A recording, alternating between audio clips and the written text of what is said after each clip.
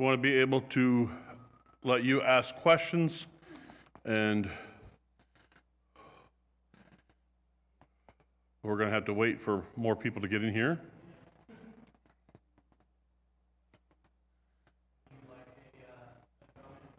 A drum interlude, please. If you could do a drum interlude. No, that would be great. Do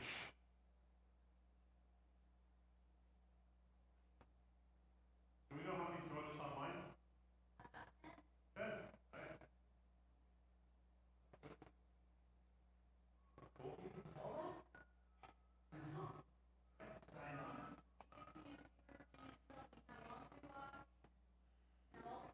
Big Brother is watching, man. They know all. Little sister, actually. Turns out little sister's watching.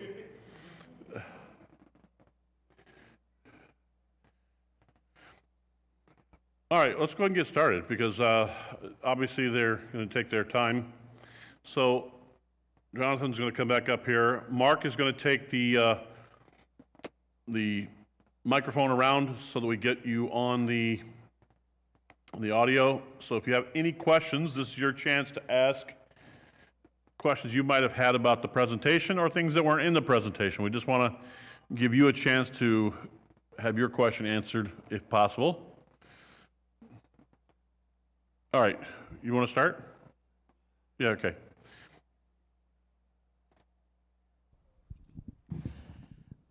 Now, what you were talking about had a lot to do with the external stuff going on.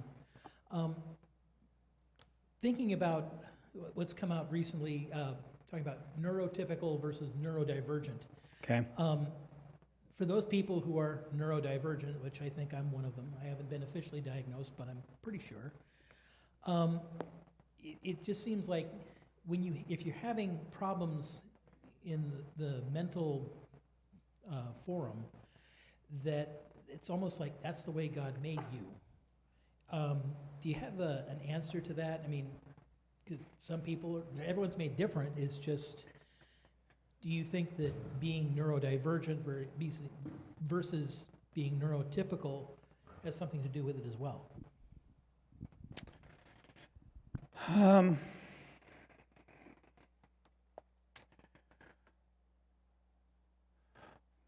Well, when you say neurodivergent,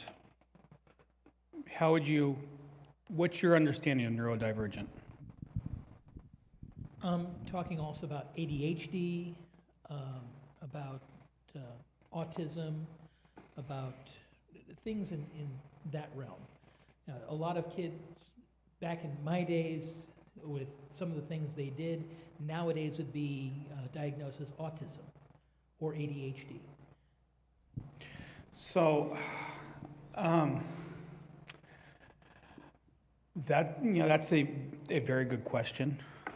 That thank you for turning that down a little bit. That was echoing in my ears. I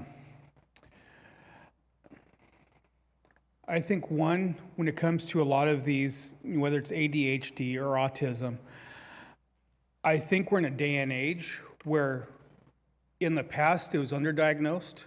I think we've gotten to a point where it's overdiagnosed, to where there are issues that we're saying, okay, this is a pathology, this is a wiring issue, that there's something wrong here, when in fact there's other influences going on that are making it look that way.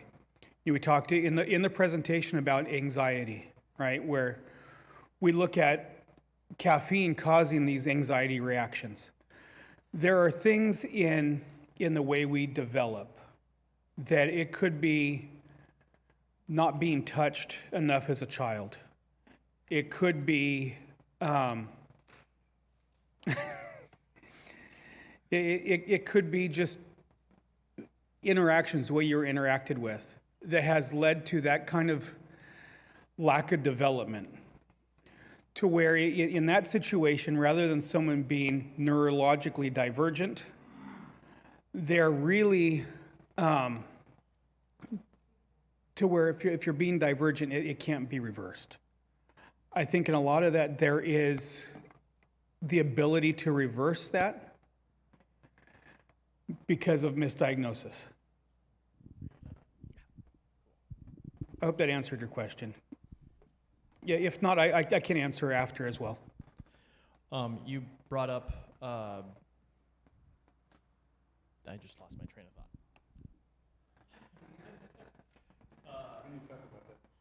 Yes. You brought up some overdiagnosis, that's what it was. Yes. I am pretty sure if I was born 10 years later that I would have been diagnosed, quote unquote, with ADD or ADHD or something like that. And being someone who wasn't, I'm very glad that I wasn't. I'd like to hear your thoughts on this, but in my opinion, I really think that a lot of that is just our slightly different personality and such like that. Because yes, I'm a very active person and I can't sit still for very long, but that's just something that I have to, deal with as a human, and I need to learn to be still when it's appropriate to be still, and et cetera, et cetera. Absolutely. So now let me ask you, probably struggled in school, right? Sitting in a situation like this, lecture-based learning, you probably struggled. So to answer that, I'll tell you when I was in kindergarten, my kindergarten teacher told my mom that I should be held back because I don't pay attention. And my grandmother, who was an elementary school teacher, my mom went to her and asked her, should we hold Mark back because he's apparently just moving around too much and doesn't look like he's paying attention. And she asked, how are his scores? And my mom said, well, his scores in subjects are just fine, within the normal range, maybe above in some, below in others. And my grandma told her, no, if you hold him back, he will be bored and he'll be worse. And that, I think, probably answers your question. Yes, I had trouble sitting still, and yes, I had trouble, quote unquote, paying attention, but that doesn't mean that I wasn't, and that doesn't mean that I did poorly because of it. So going to that misdiagnosis, we have a generation, if we look at the numbers, boys are exponentially more likely to be categorized as ADHD than girls. And this is, we've diagnosed it as such because we look at the rambunctious little boy now as, oh, he has ADHD or he has this issue. When in real, I'm sure, for the recording, we were just said because he's a boy. The reality is, little boys, we recognize that in creation, God has created male and female and has created us differently. We have different purposes, different callings, both created equal, but have different ways of going about things. So when you look at those rambunctious, hyperactive little boys, end up being the greatest explorers, the greatest athletes, the greatest individuals who go out and find things. We're called to be like Christ, and in that we're called to be, explorers and create. Creative individuals tend to be the ones that don't have long attention spans.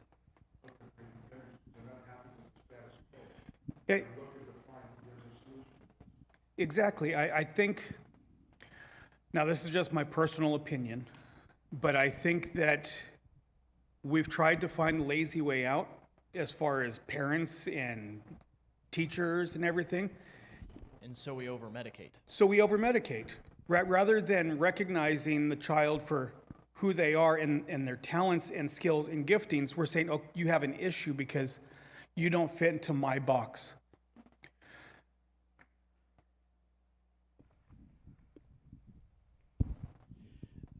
Back in 2009, I was working at the Veterans Hospital, and I happened to be alone in the elevator with a clinical psychologist.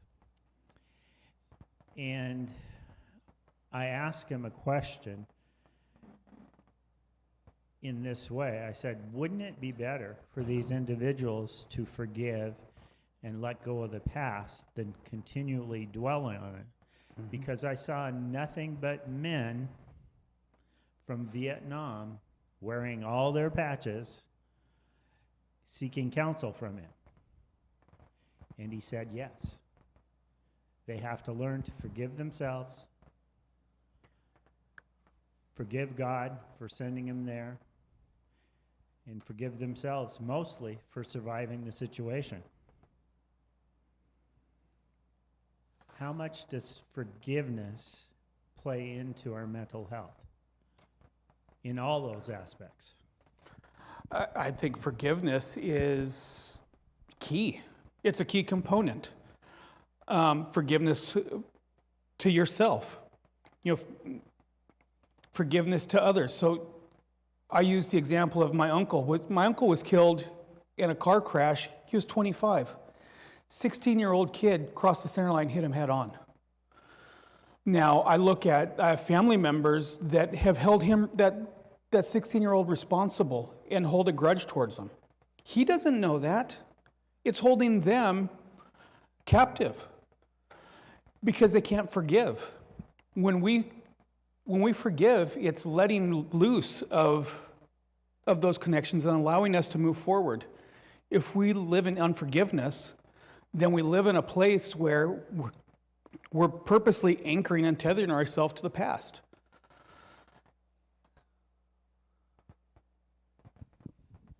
Make sure. Is it on? Yeah, okay. Back to your statistics about ADHD, where it's predominantly boys who are diagnosed with it. How much of that do you think is skewed just by a lack of data? And my thinking on that is that I know specifically with Asperger's and autism, girls present different symptoms than boys do, and there isn't yet enough data to really be able to categorize it properly. So I know that a lot of boys are diagnosed with Asperger's more than girls are, even when the girls need it. And that is certainly possible. I mean, without having the statistics in place, without having a large enough sample size to say one way or the other, then yeah, I think it's certainly possible. I mean, it's possible that there could be a lack of, although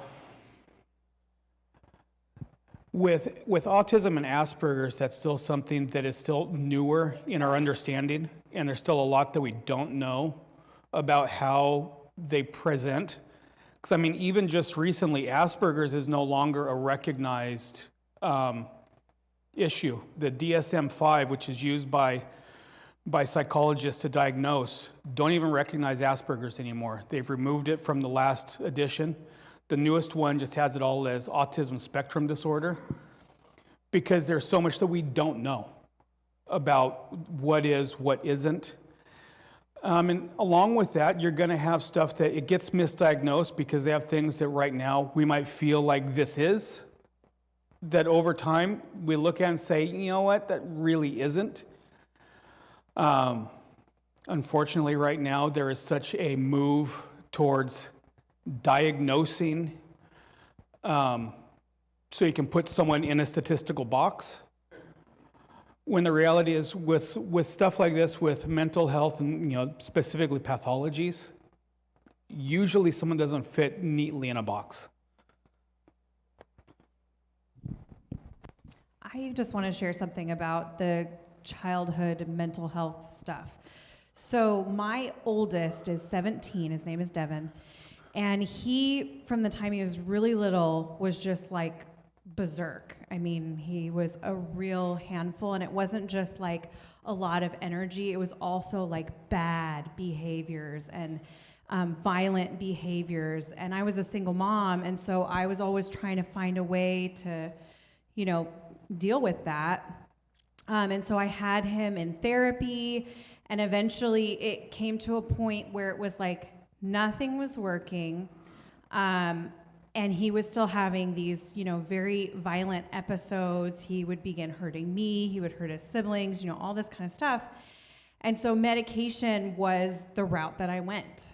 And he was medicated from the time he was like 6 until probably 15 or 16. So he hasn't been unmedicated for very long.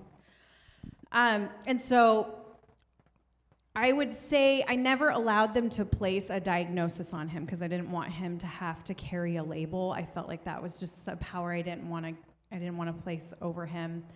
But there were symptomology that would have classified him as ADHD, maybe potentially having PTSD, depression, anxiety, and even potentially there was talk of maybe this kid's bipolar, right? Like that's a big label. And so all this to say that ultimately my belief as his mom is that he had circumstances in his life that led him to have those kind of behaviors. And that's reflective of me and some of the mental health struggles that I had. So he has gotten to a place now where he is able to manage all of the symptoms and all of the behaviors and all of that stuff without being medicated. Not to say that there aren't times that you need to medicate your child or that medication needs to come into play. Maybe need is not the right word. Maybe it's more that it is an option. But it is, I just lost my train of thought. I'm sorry. It is very easy to look at a child and look at their symptoms and try to place a label on them and just a blanket statement of this is going to fix the issue for you. And even with the medication, those symptoms still arise. They still, show up. So not everything is fixed with medication. I don't know what else I was going to say. I'm sorry. When we move on to the next person, one of the things that's also, I heard someone bring up bipolar. One of the things that bipolar is a lot of times misdiagnosed because what ends up happening is you have individuals who have issues like unforgiveness that they're not dealing with. That because they're not dealing with it, their mind's trying to deal with it, and it will actually show up as PTSD or bipolar. When the reality is they're not bipolar at all. They're actually just holding on to something that they could work through, rather than they're medicated instead of dealing with it. That sounded better in my head.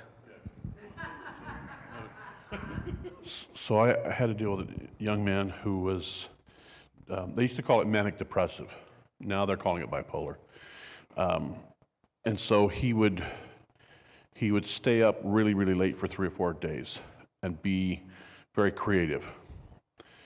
And then he would have times where he would just, after that creativity of 3 or 4 days, he would go to sleep for want to sleep for 3 or 4 days. He'd be on this roller coaster of creativity, being up, and so he's diagnosed as bipolar. And oftentimes these are very, very bright people. So they're in that manic phase, they're doing some really good stuff, and people go, wow, they're a genius. Look at they're writing books and their music and all this, but then in the other side of it, they're socially dysfunctional because they're sleeping. So nobody can talk to them, and they're incommunicado because, well, they're 3 or 4 days sleeping. So then what they do is they give them medication to try to figure out, okay, how do we help them to sleep when most people sleep and be awake when most people are awake? And so your thoughts on that, because I've seen several people I've known that have had those cycles, and again, they've been labeled manic depressive, and then the only way to treat it, they say, is through medication. So think about it this way in the context of what we've talked about today. If you have an issue that you're trying to avoid and don't want to deal with, say a loss of a loved one, just some sort of unresolved issue, and rather than dealing with it and going through the grieving process, you try to ignore it, you try to avoid it. So what do we do when we try to avoid or ignore? We get busy. We get busy doing whatever we love, whatever takes our mind off of it. So for 3 days, I'm going to work, and pour into this and get all this stuff and all this great work done. But then what? We need to sleep, we need to rest. Our body starts to shut down because we need rest. So then what happens? You're going to crash. So you have this really high of trying to, when you're awake, avoid dealing with the issue, but then you have your body saying, stop, you need to rest. So you're up and down, and then you medicate that to try and put in the middle there. Meanwhile, if you had just dealt with the unresolved loss and allow yourself to feel and grieve and go through the process, your body would, your mind, it would level itself out. So this is where I say it's misdiagnosed a lot of times because it's really unresolved loss in a lot of cases. In your experience, there's things that are going on in our schools, such as the CRT, and the biggest thing is this sexual identity or misidentity issue going on. How much is that showing up in your experience dealing even with churches or just your personal practice? How big of an impact is this having on our youth? That is a kind of a loaded question. So, a huge impact. I mean, you have teachers and organizations that used to be where we would look to help raise our kids. And now, now we have to fight the school systems for the identity of our children. Where it used to be that you knew what you would get when it came to like gender type studies. Now you don't know. I worked as a youth pastor, youth leader for a couple of years. We had a youth group up in Federal Way that I oversaw. That we had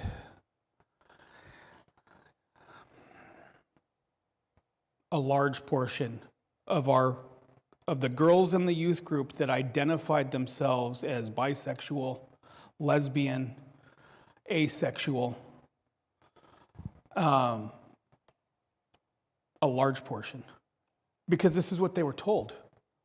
If you don't see this or fit this, then you're this. And when you have, unfortunately, if we look at the public school system, our children are spending 6 hours a day. If they just go to school, we're not even talking about extracurricular, 6 hours a day. Right there, that's a quarter of their every day that is spent there. That's assuming they're up 24 hours. 8 hours of those days, they're asleep. So now if we cut that out, you're looking at, 16 hours a day that they're awake, and 6 of those hours they're at school. How much influence are parents really having in their lives because the biggest influence is the school system.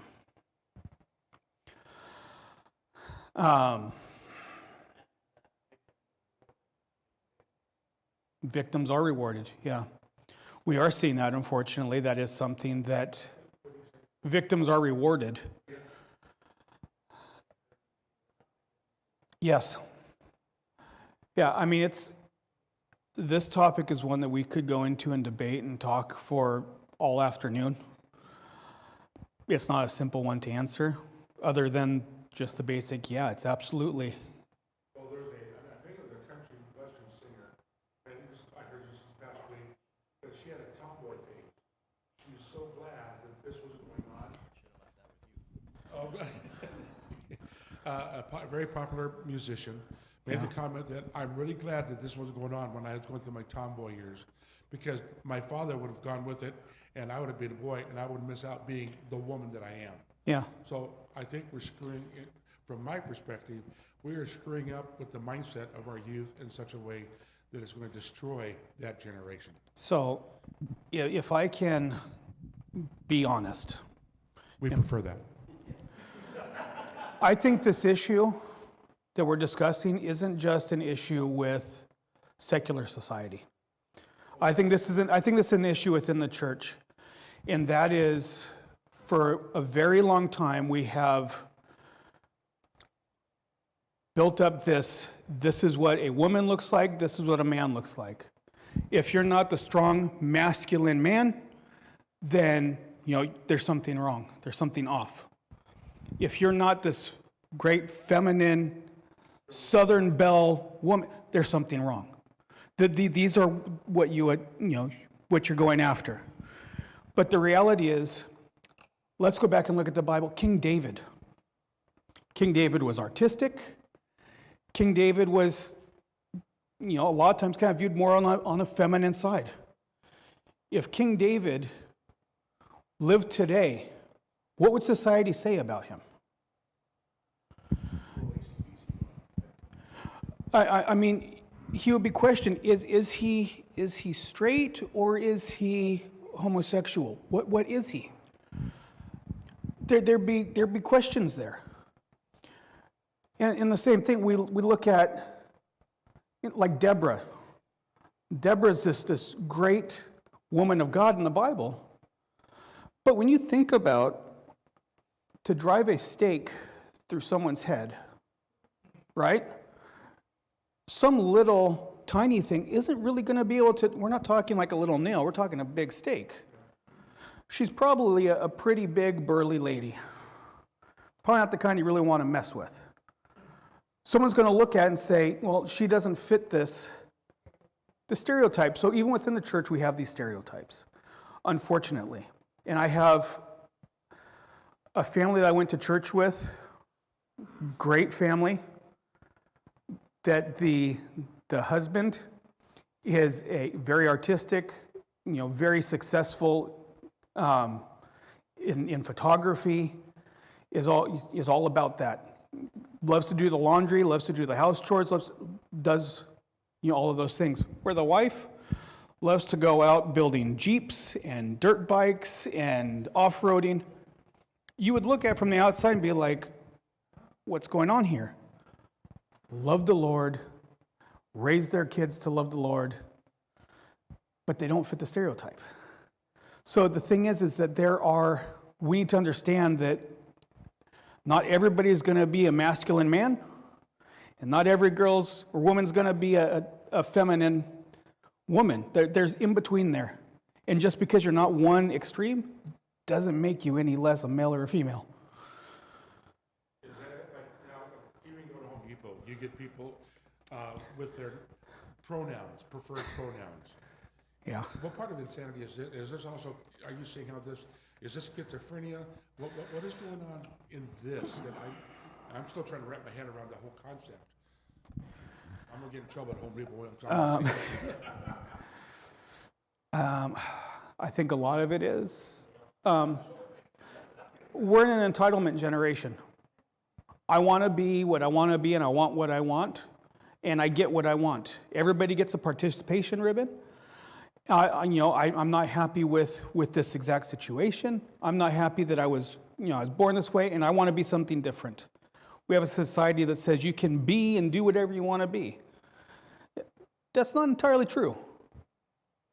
And so now you have people who say, well, I wish I had this, or I wish I had that. That's only part of it, but like I said, we could go on for a long time. And I could. But I'm going to move on.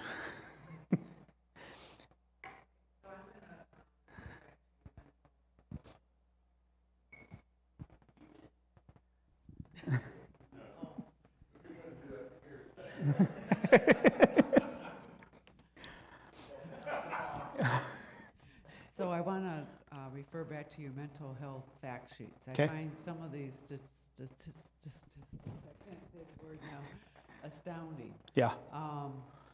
And I think I speak for everybody when it shows that there was a 25% increase worldwide for depression at the onset of COVID. But I want to go down to the very last one, and it says, in a recent study, 55% of youth reported experiencing emotional abuse by a parent or other adult in the home. Over 10% reported physical abuse. So this survey, are these the results of just those individuals, the youth that were surveyed, or is this what we're faced with our youth in the United States This is today? 10% of the total youth in the United States. So along that line, you're also saying that 55% of the youth today in the United States are experiencing emotional abuse, Yeah. right? Okay.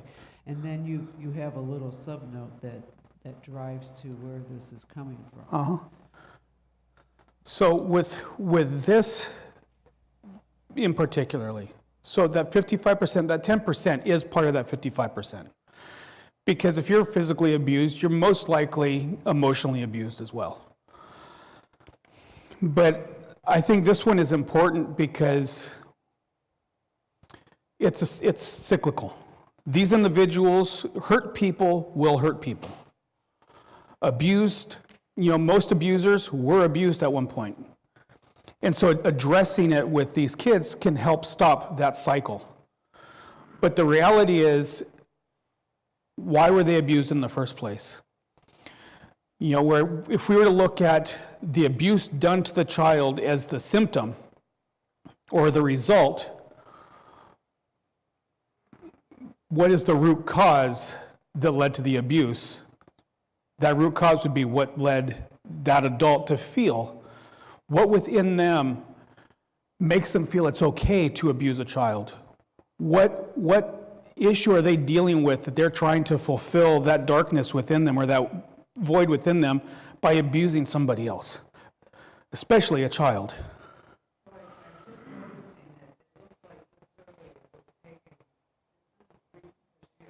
Yes.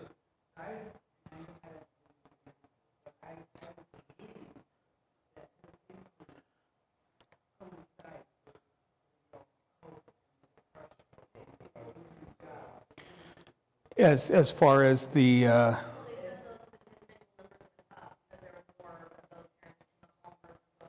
yes, yes,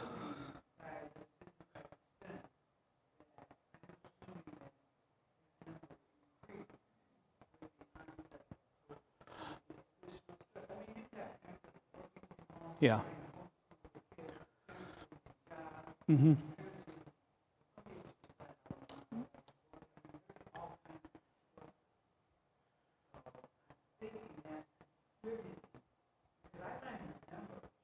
Mm-hmm.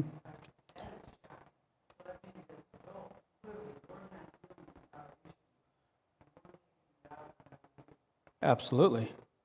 It's absolutely. And so these statistics show, much like our understanding of mental health, it's far more complex than we first recognize. These numbers, it's not just, they have this, mental health issue. Well, no, it's a physical issue. I can't eat.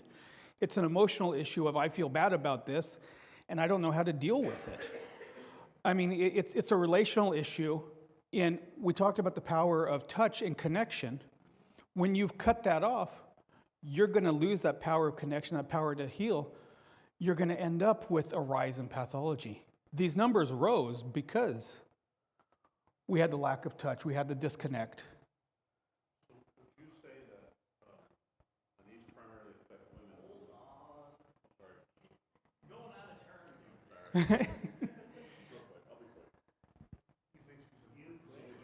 Would you say that, and these primarily affect women, would you say that like anorexia and bulimia are, they're not the problem, they're a symptom? Yes. Okay. Yes. In yes. Yeah. Really, if we're going to be effective in treating mental health, we need to stop being reactionary and be proactive. Thank you. I couldn't think of the word, and I'm struggling here thinking, what's the word? It's there somewhere. But we need to be proactive, and that's what, if we were to follow what we've talked about today, this is being proactive. It's addressing these issues before they're an issue. When it comes to anorexia and bulimia, it's something that can be controlled for a lot of females. They want something they can control. And this is a place where, a way that they can control and feel like they have control. As ironic as that sounds, I mean, that's what studies have shown, it's a control issue. There seems to be, at least in my opinion, a push to, don't think about things, feel them. Don't worry about the rational thought. What do you feel? And they push the feeling so much, it crowds out everything else. There's no rational thought involved. And when that happens, like, I can see people going, what's really going on? And they start doubting who they are, what they believe. I think it's oftentimes too by design, my opinion. Yeah, well, if we go to feelings, emotions, those are meant to inform. They're not meant to be the prime decision maker. I walk outside, I feel happy, I feel good, then you know what? I need to spend more time in the sunshine enjoying the sun. So the problem is when we think that emotions are one of these aspects that we're to live in, that are permanent, that are who we are, and I'm going to make a decision, and I'm going to do this because I feel this. I'm a happy person. Well, you're a person who happens to feel happy at that moment. And making a decision, emotions can't inform that. But if we're making decisions just purely based on emotions, not based on the rational, the thought, what it does to relationship, what it does, what Scripture says, our spiritual being, we're going to end up being driven by our emotions rather than our emotions filtering everything else. Does that make sense? I hope so. Yeah. I know of a young boy that was in a situation, and apparently a single mom had her many boyfriends, and then a dad that he wasn't around much, but ended up taking his own life.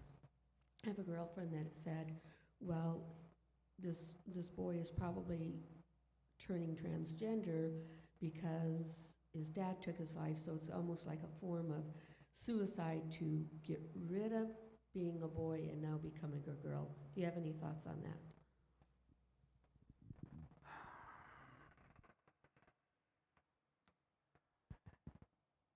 Without having more of the story, can't say one way or the other.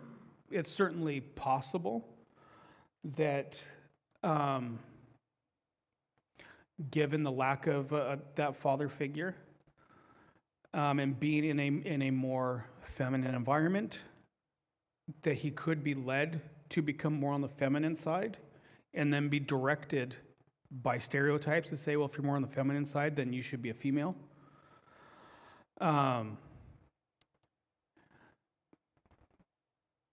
But without having, more of that information, more of what's going on, it's hard to really say one way or the other. Yeah. Some of the different things that have been addressed end up an end result of things that happen in people's lives. I was a borderline personality disorder, schizophrenic. I was sexually abused for 4 years of my life by my father, stepfather, and it drove me to all kinds of ADHD kind of symptoms, but also schizophrenic symptoms that would drive most kids to needing medication. I found out as I studied, my grandmother was a nurse, that the more I cut out carbohydrates, the more I was able to deal with it. The more that I found in the Bible that it spoke to us about forgiveness, the depth of forgiveness, like Yeshua forgave us. Our willingness to forgive in the same level he was able to forgive. It took me 20 years to forgive my father and my stepfather for the things that happened. And so I had symptoms of rage that were catastrophic. It's amazing that I wasn't put in jail or I didn't kill somebody or I wasn't killed because of the actions. And I just slipped through the cracks of many people in many situations. But to come to that level where you live beyond forgiveness, so that you don't take those actions that happen to you at all, as the Father helps you, not just to forgive, but actually even to forget, to the point where you can't even see the person's face. You can't even feel those actions that happened. Because when we talk about touch, some people live by the fact that they haven't had touch, or the fact that they've had criminal touch. Yeah. To such an extent that it puts they don't know how to act. They don't know how to react to all that's going on. Because they can't tell anybody. If I would have told my grandmother or my mother, they would have killed these people. So I had to look at that situation. I didn't want them in jail because of that. And by miracle of the Father, he had something more important for me to do than die. So I didn't end up in jail because of it. But once I realized and found by different people putting information in my life about the power of the Father's forgiveness, especially learning the Hebrew, to the depth of what forgiveness actually means and how it can affect people, it changed my life radically. To be able to get to that level of forgiveness, and then to find out what helped physically cause me to be reactive. All it took was the wrong kind of food combination and somebody pushing my buttons. And at that time, I was 100 pounds heavier than I am now.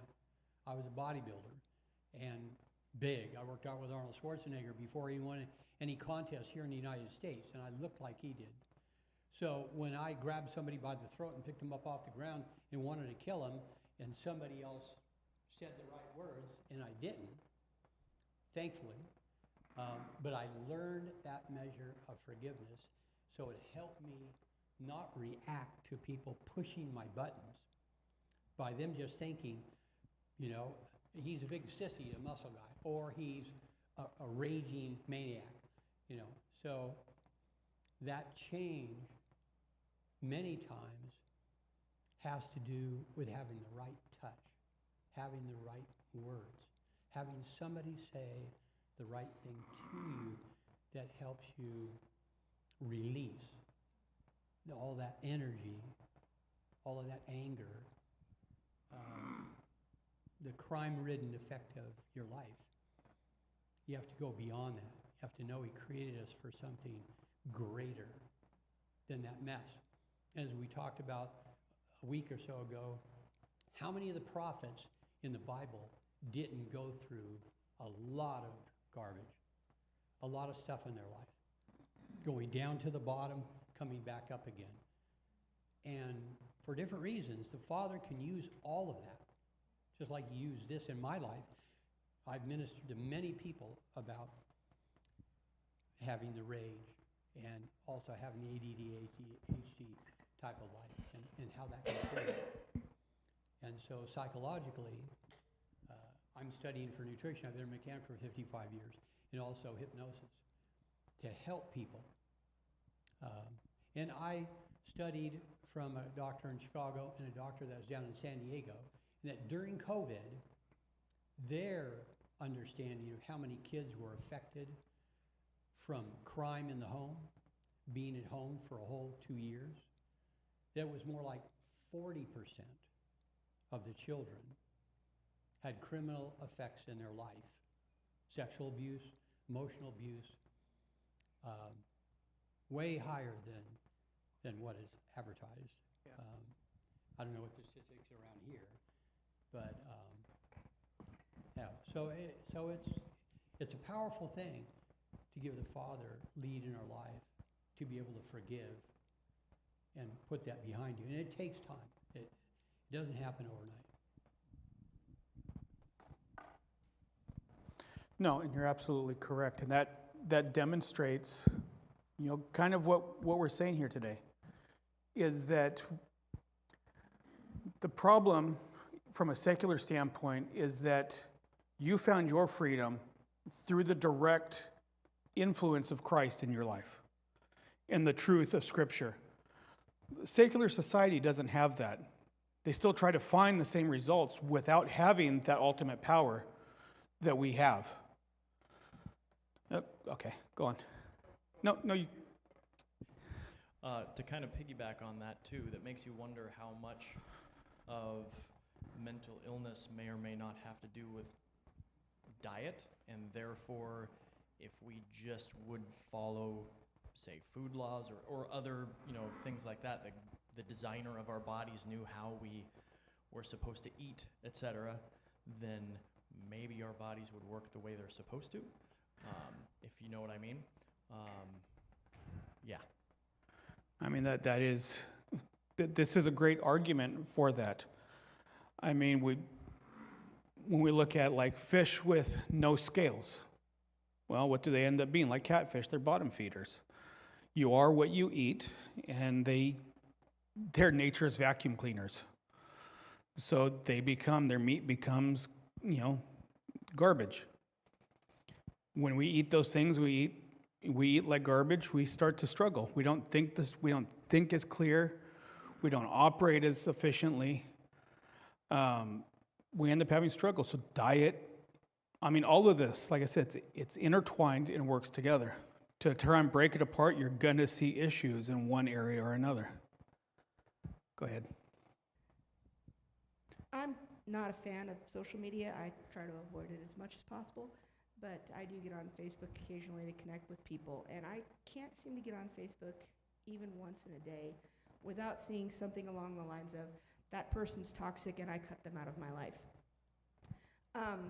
I have a history of abuse in my family that's generational, and God helped me to realize it and helped me to see that what was perpetrated on me came from a place of brokenness, and allowed me to forgive the person who had abused me.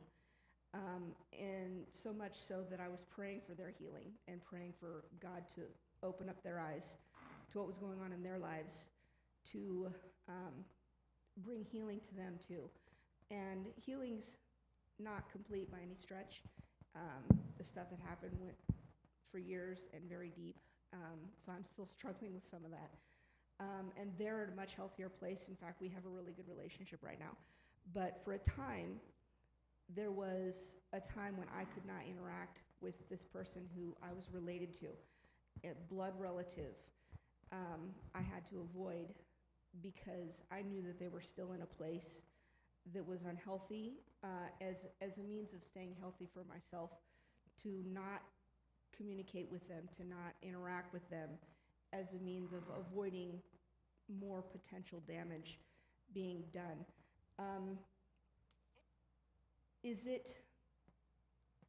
It seems like there are people who think forgiveness means I have to let everything go and let them do whatever they want and just not react to it. That seems to be, by and large, with a lot of people who don't know Christ. That's what they think forgiveness means. But yet they think that this other extreme of I'm cutting them off, I'm not interacting with them, that's the answer. Isn't it, my question, I guess, would be, isn't it more appropriate to have a balance of two sides of the coin? You forgive, but you can still set appropriate boundaries, depending on what it is. But they have to. Is it better for those two things to go hand in hand sometimes, until healing can happen on the other person's part? So, yeah, it's better to have a balance. But let me ask you, if you go to the oven and it's on and you touch it and it burns you, do you step back and say, I forgive you, and then touch it again? You could say, I'm going to cut them off, but I'm going to let go of what they did. I'm going to forgive. Right. But I'm not going to keep touching the hot oven. I'm going to wait till the oven cools off and stops burning me before I interact with it. You're tracking exactly what I'm saying. Because there comes a time where people are going to be hot like an oven and burn us. where we step back and say, okay, this is not safe for me right now. I'm going to forgive you.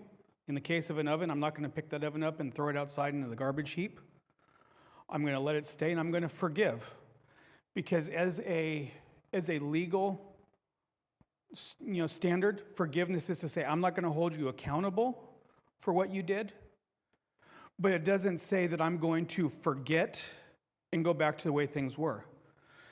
Because the trust has been broken, it has to be rebuilt. Through someone, the way they live their life, they show you who they are, they show you that they've grown. Now, you don't have to completely cut them off. As you said, you've prayed for them. Praying is the greatest thing we can do, even if we don't have relationship at that moment. Physical interaction, we can still have the relationship of praying for them. If for nothing else, it prepares our heart for when they return or we have that opportunity to be more gracious, to be more humble, to be more deliberate in our relationship with them.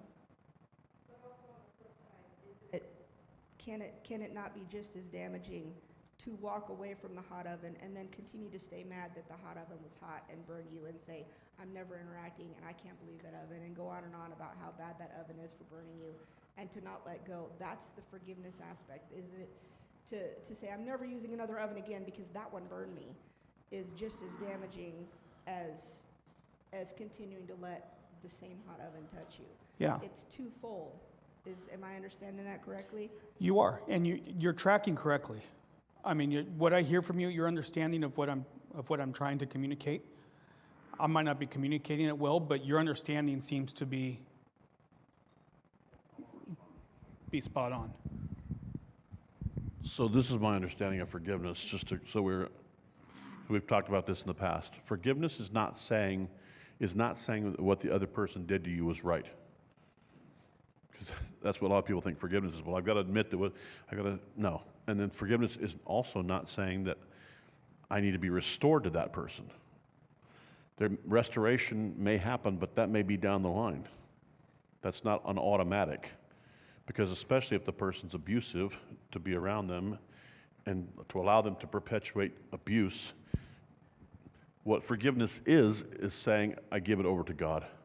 I'll give whatever judgment comes and whatever retribution needs to come, whatever punishment needs to come. I'm not going to try and exact that. I'm going to leave that to God. God, I give this person to you. You have seen what they've done. You know what they have done. And I leave it up to you to deal with them. So that I'm not having to try to give them mental space, renting mental space with me.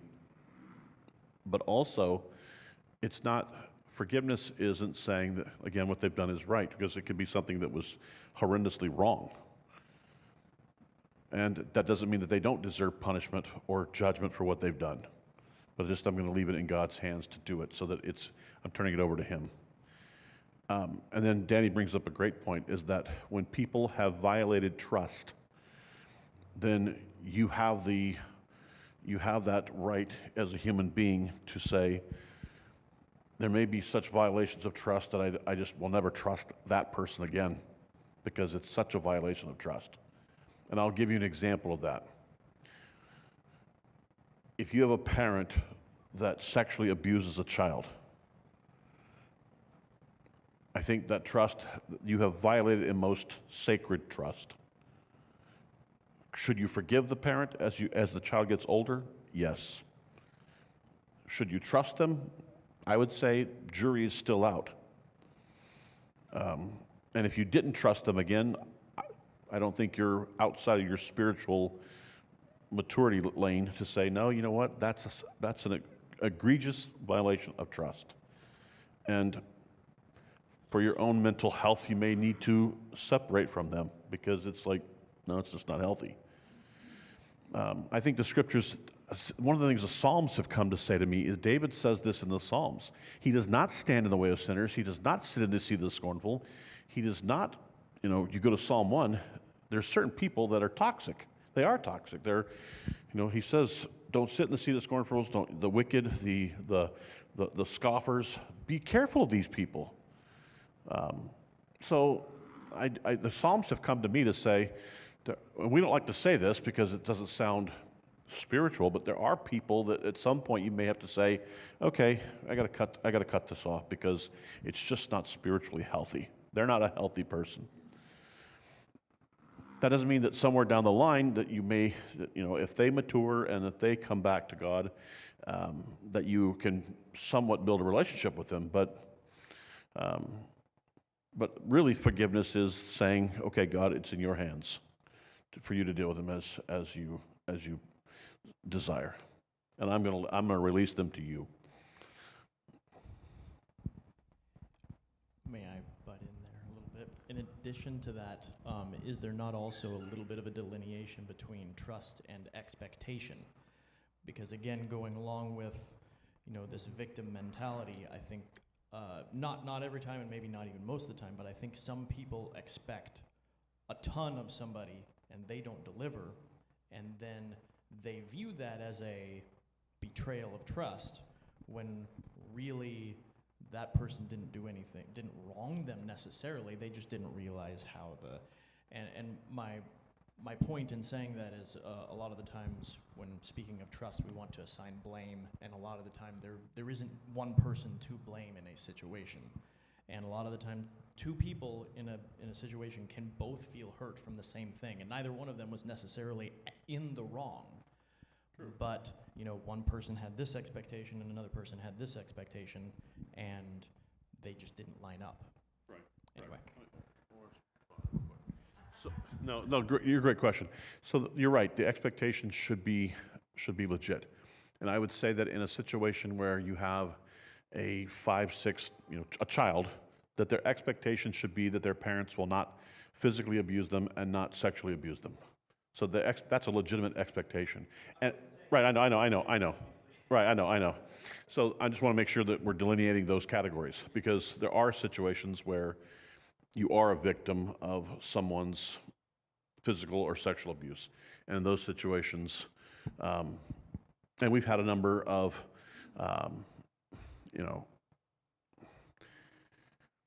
we have a lot of women who've been raped, and I would say that you're a victim. And so I mean, I know you agree with that. So I want to be careful that there are categories of victim and abuse, and then you're right. I should have separated from that. Yeah, and that's why I'm doing this, just to say that there's others. You're right. There are other situations where you're not a victim per se. It's a different category. Yeah, boundaries. So okay, fair enough. Yeah.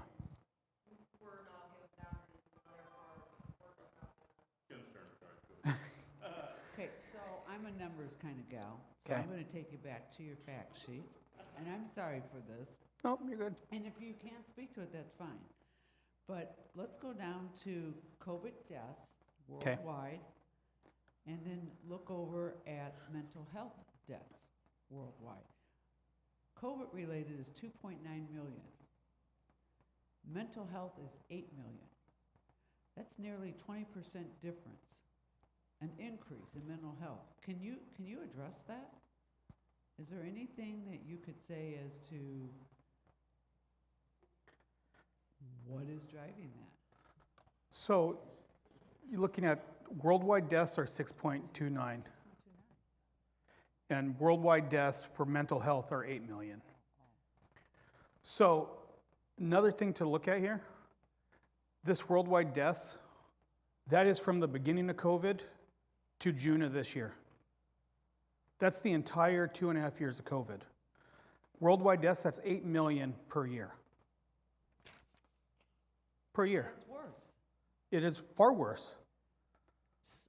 But yet you don't hear about the mental health issues. Now, suicide takes a big part in that. Right. Yeah. I guess what's amazing to me is how much money we threw at COVID and how little, and we continue to take away from mental health, helping those in need. it's been going on for years, but I mean, we just threw money at COVID. I mean, billions. And we can't do anything about mental health. Okay.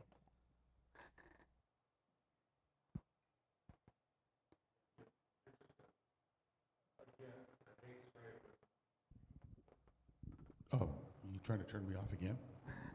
No. Always trying to shut me up. Address Kim. There's a lot, unfortunately, in our world systems, there's a lot of politics. Unfortunately, with mental health, we've been letting the mental ill out since the 80s because a group of people said you cannot isolate them. It's not, you've taken away their rights by putting them in, even though you were protecting them and society. So we've actually stepped on our own feet, if you will, shot ourselves in the foot, if you will, of letting all this mental, not addressing it, and ongoing with isolation of COVID, that we don't address that because that's politically what's the right word? It's not politically safe to do, but to say call everything COVID, got to put this stupid mask on, which does nothing, but because that's politically correct. That's what I'm looking for.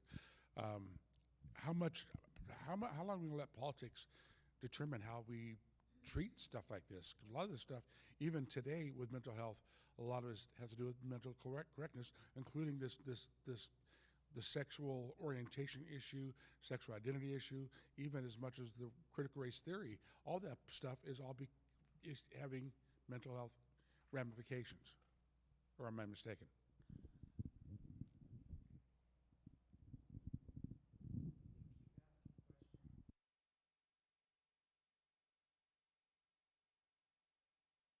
I think, yeah, I think it might have died. Let me go grab some batteries. It'll give you another minute or two. So, how long will it continue to be like that? Until someone does something about it. But the problem is, we are in a society that this is what we are looking at.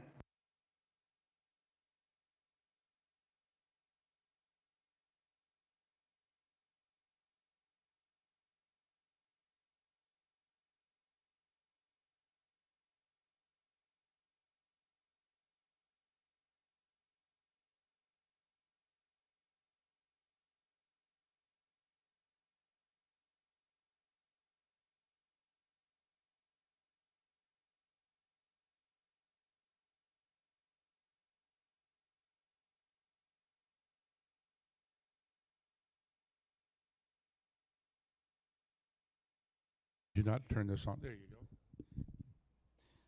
I'll chill that one. No. I think the reality, we have to look at the situation that society as a whole kind of wants where we're at. And we have to recognize that we are called to be the light in the darkness. In order for us to be light in the darkness, there is darkness. There doesn't have to be, it's just understood that we are light in a dark world. And that what we're facing right now is kind of what we're going to have to deal with. And being the light, so we're talking mental health. You know, even secular approaches don't address what needs to be addressed. We saw, I'm sorry, sir, what's your name? George. As George was sharing, you know, he was able, through the power of Christ, through Scripture, through direct influence of Christ, to overcome the issues and the abuses that he faced. Now, he's not going to get that same treatment from a secular counselor. You know, the secular society is going to look and say, okay, we're going to try and fix it. We're going to try and fix creation by cutting out the creator. It doesn't happen. You can't do it. And so, just my opinion, this might be a little bit off in left field, the days of us being able to influence politics and government as the main influence, like happened 50, 60, 70 years ago, are probably past us.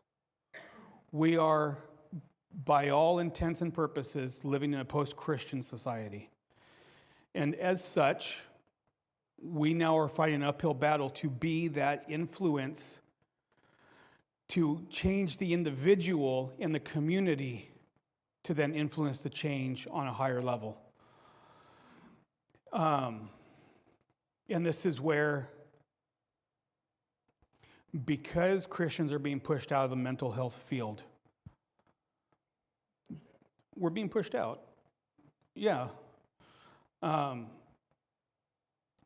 As a Christian counselor, here's just one example.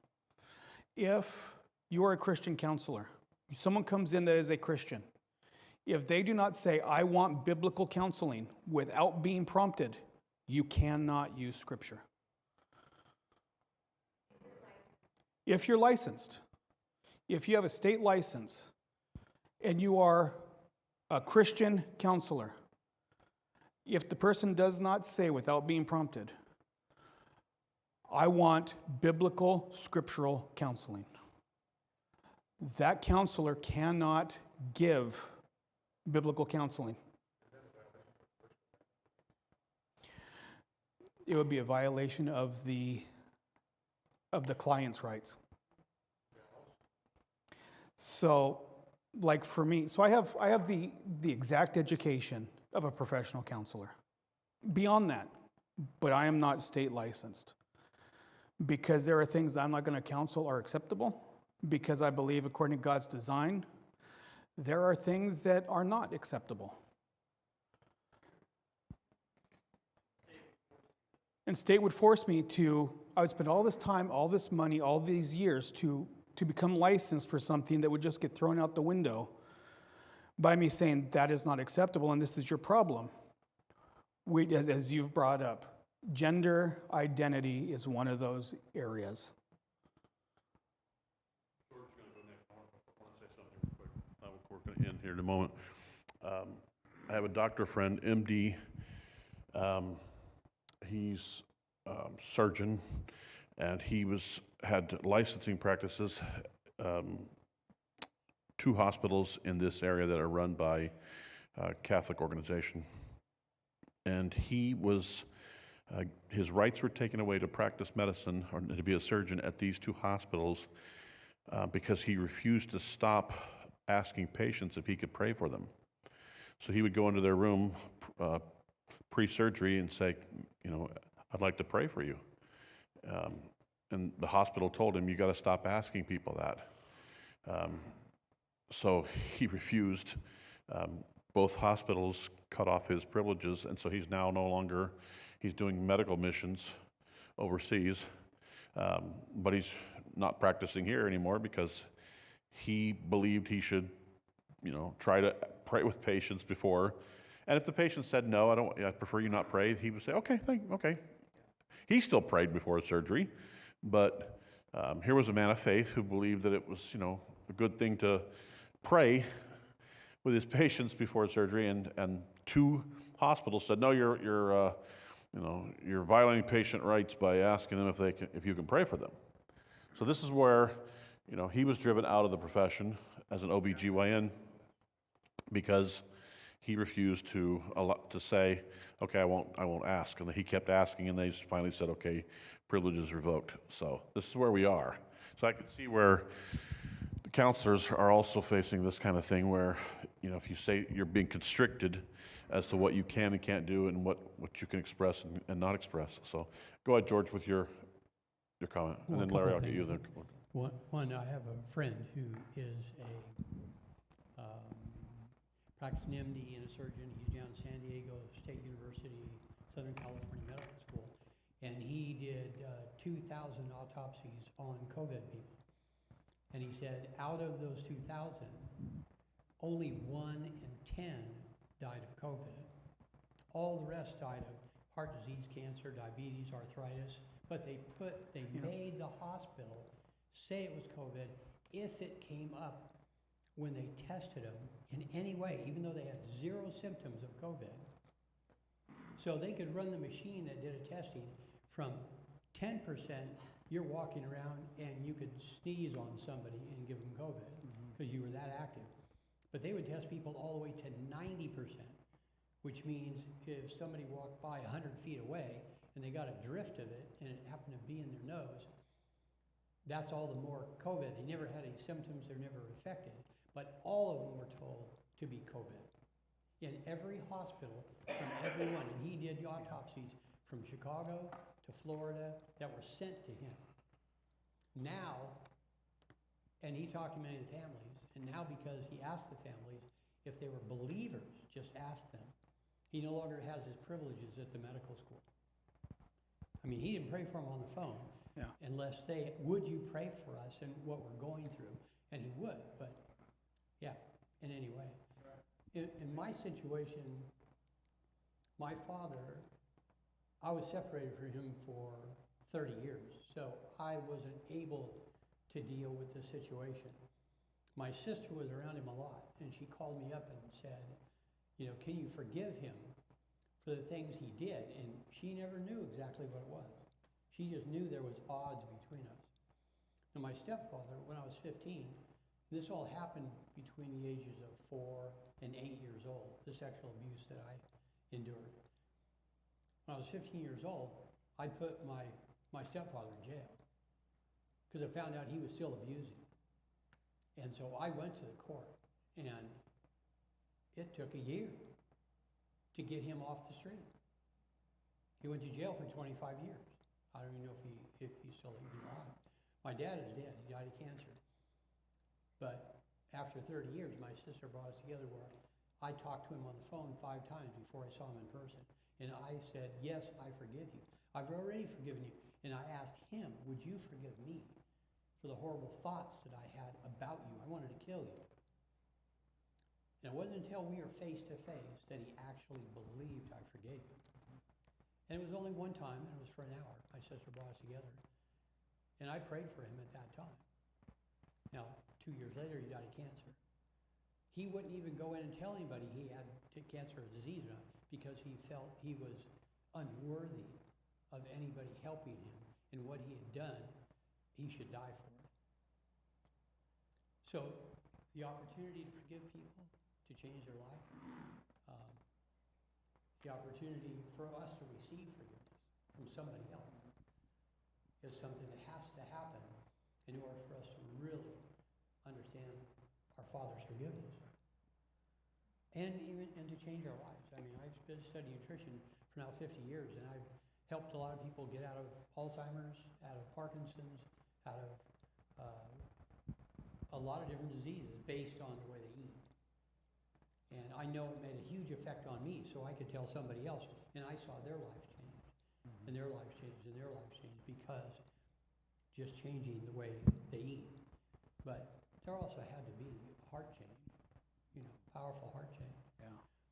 So I had both opportunities to see somebody go to jail for the actions that they did upon me, and somebody else I just forgave. It was impossible for me. I didn't know where he lived, so there wasn't anything I could do. But I heard from my sister and a couple other people, he no longer abused after he abused me. Never abused anybody else. So he had a heart change of trying to change. And he did come to the Lord. He did make a difference in his life. And so Good. That made a powerful difference to me too.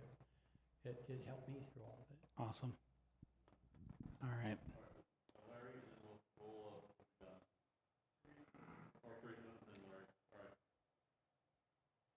Regarding the statistics that have been posited, I'm wondering how much of that is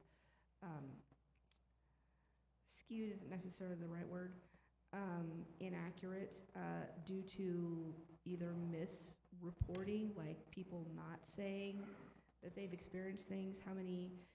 How much higher could the number be because people aren't reporting what they're going through?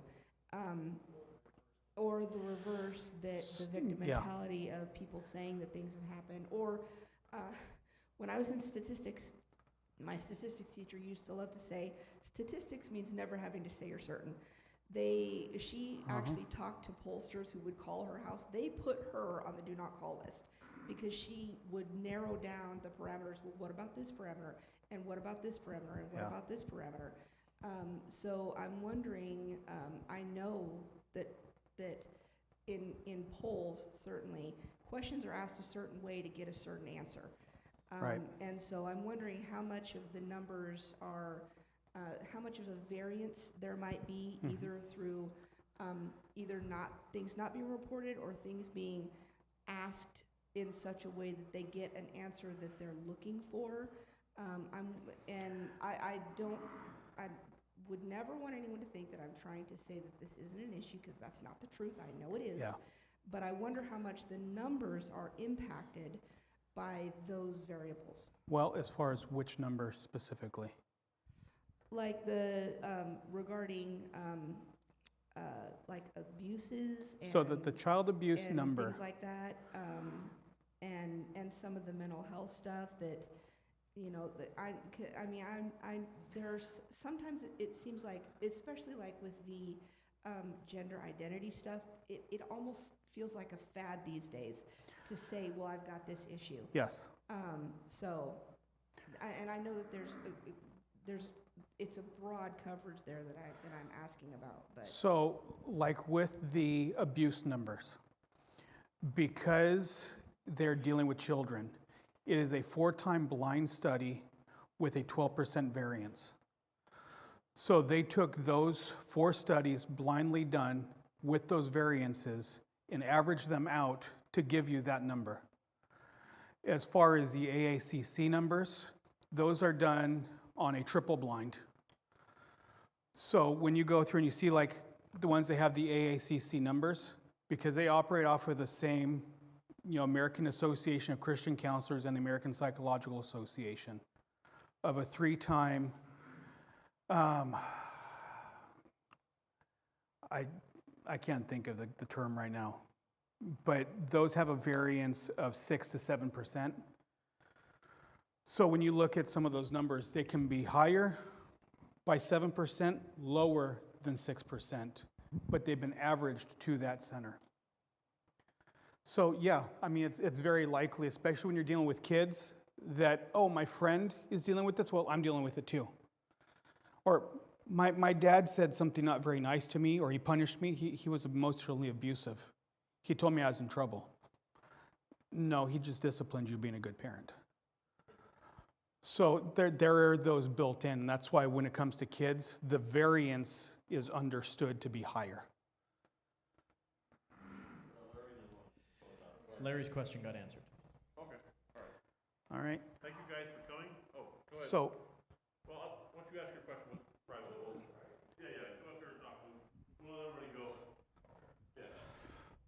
so before you leave, because you know we're talking about how important it is to recognize this stuff within the church. If you have any questions, want to be able to work, know more about this, feel free to talk to your rabbi and have him reach out to me. But also one of the ways that you can help us is if you can fill out, we're building this ministry. We're building this thing where, I told Rabbi Brent, the Rabster, I think that's the coolest name. That's in my phone, Rabster. That my doctoral degree is not technically a PhD because there's not enough material to create a PhD. All the information, all the knowledge is there, but what I get to do is I'm creating the PhD program for pastoral counseling, for this to happen within the church, mental health in the Bible. So in your packets, there is a contact form. If you would fill that out, give them. I'm not a telemarketer. I'm not gonna send that, to anybody. It goes just to our eyes. To what can be built on, what can be done better, how can we help you, those kinds of things. It'll help us be able to build for the future, build this ministry better, build this program better, and better influence our communities. So he's going to cut me off. So Thank you for coming, guys. yeah, thank you. Yeah, take the packet with you. Like he says, you can fill out the form that helps